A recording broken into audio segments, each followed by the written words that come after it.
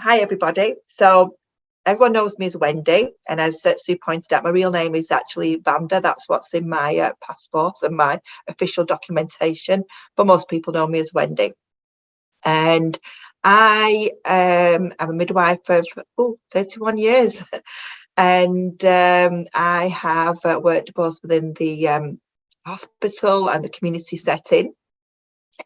And latterly, I was working as an enhanced midwife, working with women with vulnerabilities, such as perinatal infant mental health, domestic violence and abuse, and substance misuse. So when the war broke out last year, because I speak Polish, I just felt that I needed to go and help. And it was just the images and the scenes. If you can cast your mind back, it's over 12 months ago now, of those people who were fleeing and queuing to leave at that time. And that set me off on this cycle. I thought I was just going to go for 3 weeks. I was going to go and work on the border. I had no intentions of going over into Ukraine. I promised my family I wouldn't do that. That didn't last very long. It lasted about a week before I started to cross over. And the whole year has, the last 14 months, has just mushroomed into something that I can't even actually convey, because I've done so many things. And I think for me, what really stands out is the fact that those of you as students who are at the start of your career, or just very early on in your career, is that you can do anything that you want to do, and when you set your mind to it.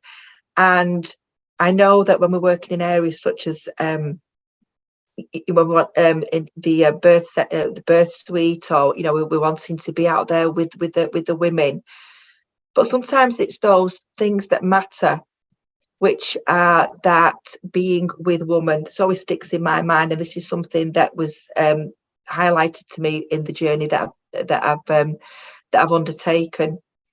So I'm going to talk about my last trip, which was March, April. I've only just got back on Saturday. This is my 9th trip. I've spent 4 months out there last summer. And even though when I'm not there, I'm constantly working in how my time's evolved. So I've done humanitarian aid work. I've delivered humanitarian aid. I've saved cats and dogs, but predominantly I'm there for the women and for the babies. And that's what really matters to me. So we've got a few pictures here, and I think it's easy for me to talk through that. So this first picture there is the hospital in Prokvorsk, which is in the Donetsk region. This is about 80 kilometers from Kramatorsk. You might have heard these names in the news. We were very, very close to Avdiivka, which was being hit. So when we set off to the Donetsk region, I fly into Poland, then we then travel to Kyiv, which is about 7.5 hours, and then it was another 8 hours to Donetsk. So you could very, very close to the front lines. There was 7 maternity hospitals in the Donetsk region. 3 of them were Mariupol, and Mariupol is actually under occupation. And this is the last remaining maternity hospital that is standing for the whole of that region. And that really, really resonated with me. So the other ones had either closed or they had been hit. So that was, like I say, Kramatorsk was the last one. And we travelled down to the hospital, where I was met by the medical director. And what struck me was the conditions. Sorry, my dogs have just come in. Sorry about that. And what the women had to endure in terms of when they were birthing. If you can see in the picture there at the bottom, everything was blacked out. So the sandbags against the windows. If you look at that environment, it was not a great place to really, to have your birthing experience, and all the equipment was so very, very old. So when I decided to undertake this next trip, I took CTG monitor, Dopplers, I've got scales, and I've been very fortunate that the manufacturers have been really, really supportive. But the main thing that I wanted to take was an incubator. And this incubator actually retails around £11,500, and we'd raised the money with other organisations who have supported me. And I was taking this the incubator to the hospital there. I was met by the medical director, and what really struck me was when they were very welcoming of me. And one of the things that they said was that they don't see many people who travel down there because the volunteers were too frightened to come. For me, it was really important that if people believed in me, that I needed to make sure that I delivered all of that equipment myself and to see for myself what was needed there. They had one set of functioning scales and they had one very old CTG monitor. The other two were out of use. And bearing in mind, as I said, they are now servicing the whole of that Donetsk region. So all the women would be going there to birth. So they were very pleased when I came with the scales and all the equipment that I'd brought for them. And one of the things that really stood out was they were telling me about women giving birth prematurely. And this was something that was on the increase. And they were also very, very short of oxytocin, and I'd managed to source some in Poland and keep it refrigerated, and we'd managed to keep it at the right temperature to take that. And literally the medical director had tears in her eyes. She said, "You don't realise what you have done." She says, "This will save lives." They didn't have any at all.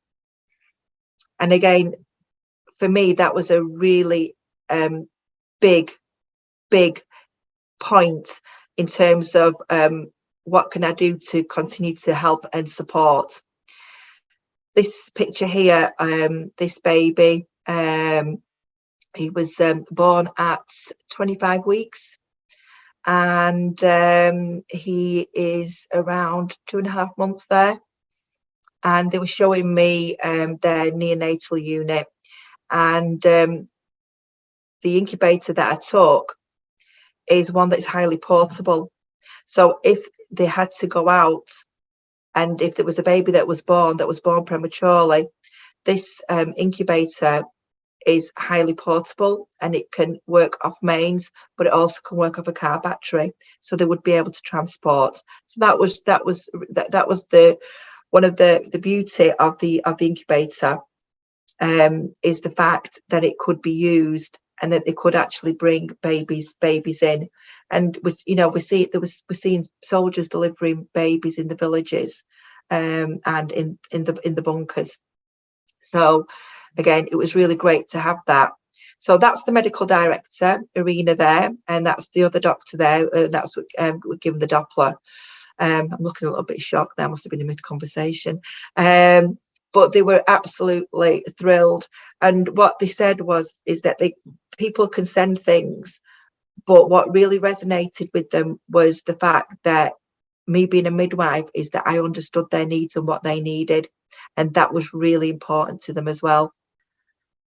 And the picture there with the baby that you can see, I actually cared for her mother. She was 16 at the time. This was in the west of Ukraine. And I cared for her antenatally. And she did move back to the Donetsk region with a family. And when I went down to Prokvorsk this time, we actually met up, and little Amelia is 9-10 months now. So it was absolutely lovely to see her, and I still support Amelia and her mother in terms of sending things for them. But it was really a lovely moment to be able to sort of see that I've got women that I've cared for, and I'm still in touch with them and seeing how the babies are doing. So that's lovely. And this was at one of the refugee centres, actually a Roma refugee centre, or a place for internally displaced people is the term, IDPs. And we'd gone shopping and we'd bought toys and things like that, but there was quite a lot of pregnant women there. So we make sure that we supply them with everything that that they need, nappies, clothing, and to make sure that when we do go, the simplest things matter. And that's my point, what I was making before, is just listening to the woman, just, having that Doppler. It might not seem the most exciting thing in the world, but just to put that on and see that woman's face when she can feel and she can hear the fetal heart is something that is actually quite over. I can't actually describe to you how meaningful that is. And it's something that we do in our day to day. And I think that's why sometimes we need to think about and strip back to what we do and how important, going back to like what Jackie was saying, is what we actually do and how much that resonates with the women that we care for. And the young woman in the photo in the middle, lovely smiley face, she was very, very young. And this was her, she had 8 children. And she was telling me that one of the, when she was pregnant, her last pregnancy ended up, it was a premature birth, and sadly the baby didn't survive. And I think this is what we are seeing increasingly with the stress and the fact that they're being displaced. And what we've got to think about, again, when we're talking about the longer term future and the impact, is what the effects of this war is going to have on those future generations, and how that will resonate for years to come through generations of these families and these babies. So that's why it's really important for me to continue the work that I do. It might not be that I'll be working and delivering, although I have been invited back to Prop and they're more than happy to have me back, which I'm absolutely thrilled about, and I think I will take them up on that, because just out of interest, it is very obstetric led, the actual services that are there, so that's something else that we might be able to pick up on. So this is just some of the equipment that we saw within within the hospital, and that was sort of one of the delivery rooms. Again, when you look at it was very, very clean, but again, the sandbags on the window, very old equipment, or equipment that was so old that it wasn't functioning correctly. And I know people donate and they give and they send, but all this equipment that is being sent, I didn't see any bit of reach there apart from the things that we took, and they have made a difference. And the picture just there with my IFAC and my helmet and my my body armour, it's not the usual attire of a midwife, but I've had to get used to having to wear that. So I just put that in because it's quite interesting. It's something that I don't take too easily, but the areas that I do go to are very, very risky. So I have to actually don these and carry my my own first aid kit, which has like tourniquets and bandages in there, just in case anything happens. I did do a piece that was in the Midwifery magazine, so that was Midwife in a War Zone. So anyone who's interested, I'm sure you'll be able to pick it up online if you've not already read it, but you'll find there's a lot more information there about some of the things that I've done. And we'd probably be here all day if I had to start from the beginning. And this really makes me happy. This was a couple of weeks after I left. We're in contact with the hospital and with the doctor. And here we've got the mom incubator. That's the manufacturer, is in use in the top there. And they've got a baby in it, a 30-week baby. And that baby there on the bottom is using the Seeker scales that were donated. So we've got that. And the mother there, if you can see the old CTG monitors on the top there, but the new ones in use on the bottom. And when I see these photos and know that I've delivered this, it's being used, it's making a difference. And as the medical director said to me, she said, this will save lives. And that's why I'll continue to do what I do, because this is really important. So in terms of what I'm doing next, I've got all the equipment. I'm just waiting for some more incubators, and I'll be going off to Sumi, which is very close to the front lines. And it's very, very rewarding what I do. It is very challenging, but I can't seem to stop. I just keep going. And when I get these images and know that we're helping, it might not be the way that some people would want to do, thinking, like going in and doing that. But what we are doing on that larger scale, and the amount of women that we touch, and babies with the work that is going on, then I've got to keep that in mind, is that is what is really making a difference.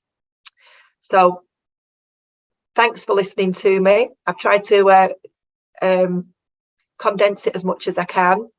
And if there's any questions, then please fire away.